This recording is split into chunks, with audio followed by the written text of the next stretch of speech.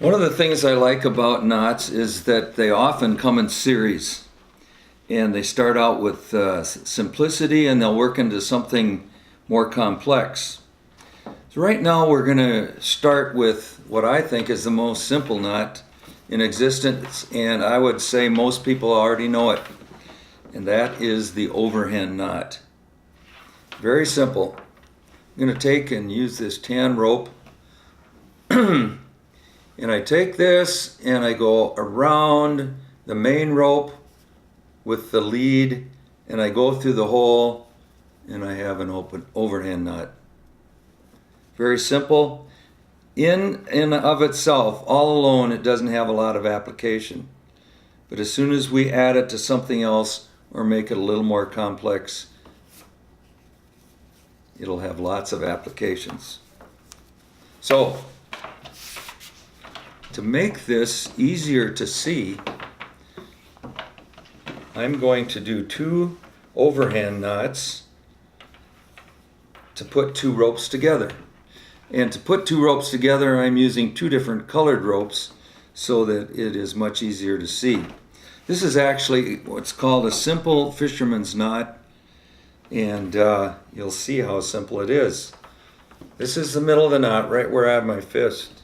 I'm going to ignore one side, I'm going to come over here, and I'm going to do an overhand. I'm going to go all the way around the tan rope, over itself, and back through the hole.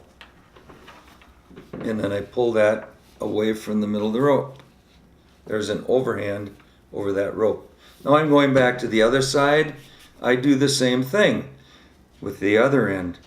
Go around, over itself, this is itself, and back through, and I pull that tight. Is the knot finished? No. This is kind of the magic part.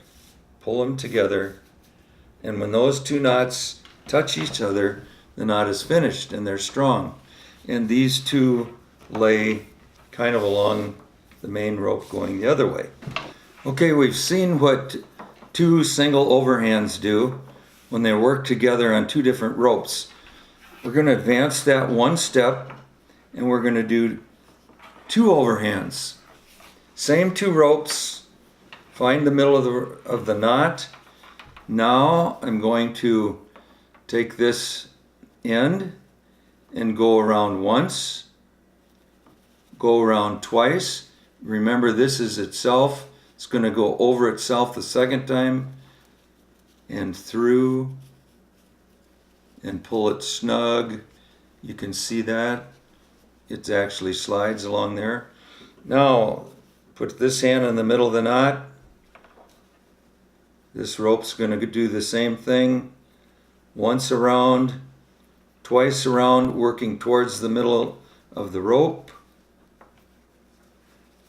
Over itself, back through, and we cinch it up and we bring it together. We have the double overhand or the double fisherman. This is a great way to tie 2 ropes together. They can be different size ropes even, and they will be equally strong.